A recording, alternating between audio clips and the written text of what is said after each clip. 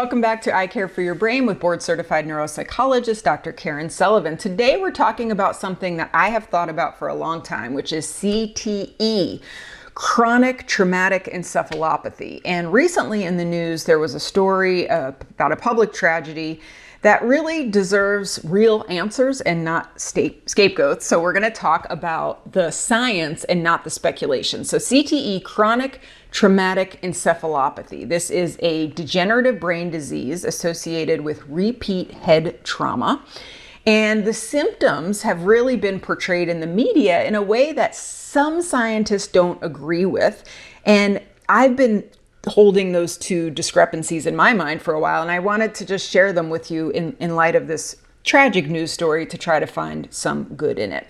So the idea is that people have mood swings, maybe they're violent, they have big personality changes, impulsivity related to multiple injuries, concussions, and that years later it can emerge in these acts of violence, either directed towards themselves in suicide or, like we saw recently in this New York shooting, a homicide where the guy left a note supposedly about shot himself in the chest because he wanted his brain preserved so it could be analyzed for CTE. CTE can only be diagnosed after death with a post-mortem brain analysis. But the problem with this is the data just really don't line up. Now, I'm not invalidating the idea that if you have multiple concussions, you're going to have some kind of a sequelae. So what we know is people recover amazingly from one, sometimes, well, most times even two, maybe even three concussions, mild traumatic brain injuries in their life. Many people are walking around with no cognitive symptoms, with no psychological problems, fully functional. So it's not like it's a one-to-one cause and effect relationship. But even people who have been exposed to 10, 20, 30 concussions or subconcussive blows, like boxers, football players, veterans of our recent wars with blast injuries, these folks are coming back from the Middle East conflict, sometimes with 5, 10, 15 IED explosions, RPG explosions right next to their head that rattle their brain. Most of these people never go on to develop this clinical syndrome of how CTE is expressed. Millions of people who've been exposed to concussion go on to live very peaceful lives, meaningful lives. 1 million US high school football players every year have a concussion, and virtually none of them go on to be a mass shooter. So we really know at this point there is no causal link between CTE and mass murder. The narrative is really dangerous though, because it derails our attention from the very real things that are actually beneath it, like mental health crisis, cumulative trauma, gun policy.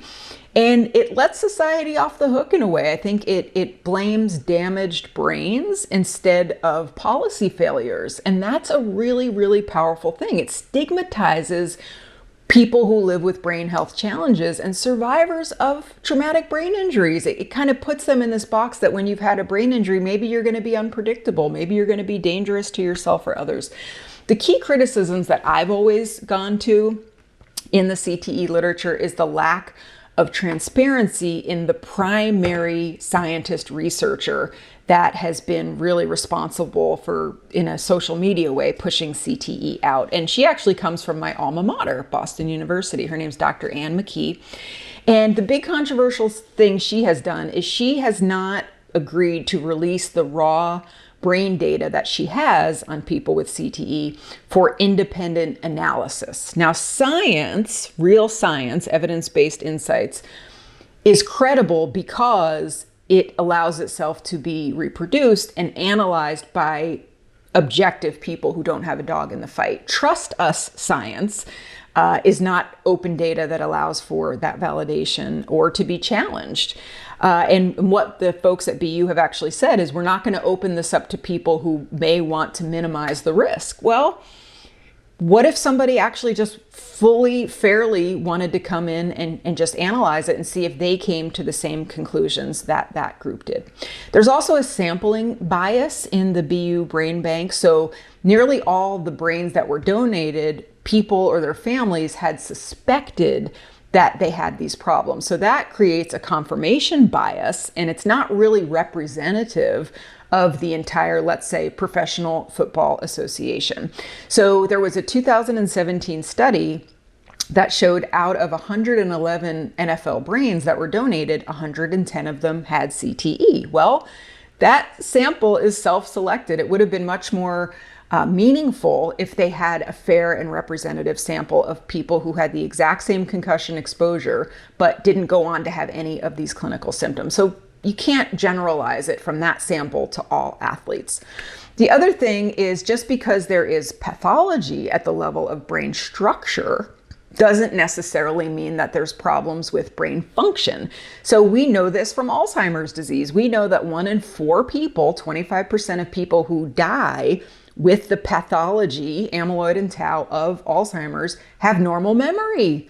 And that's because of things like cognitive reserve and neuroplasticity and high intelligence and creative problem solving and the ability to compensate for things. And structure does not equal function in the brain. That's why MRIs, CT scans are one piece of the puzzle, but neuropsychology really needs to have a seat at the table, because we figure out how it comes to life in terms of the function, the whole person, the psychology of the person, not just the brain of the person.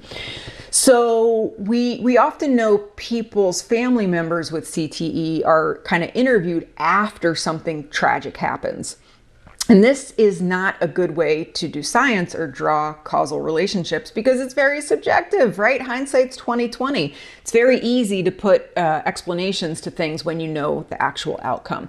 So I think it's speculative. We still don't have any universal diagnostic criteria. A panel at NIH got together in 2021, and they couldn't agree that it was a distinct disease. They said there's so much overlap with other types of brain disease called tauopathies that it's just still evolving. And so if we can't even really settle on what the diagnostic criteria is, and we know that correlation is not causation, I think that these things all come together to say that we really don't know the story on CTE. Now, I'm not saying it's nothing. I'm not saying getting your brain rattled around inside your very sharp skull, 10, 15, 20, 50 times is not going to have some consequences. But I think the problem is the media has really run with this idea of CTE. And when I saw that they were trying to, the shooter really did this. He himself said, I'm doing this because I think I have CTE. Please analyze my brain. It'll be interesting to see where that story goes. But it just made me think I'm going to use my little platform here to speak about some of the concerns that I've had over time. The truth is, I don't want to be right. I want to get it right. So just doing my best to try to figure things out. Thanks so much for listening, and I'll see you next time. Bye.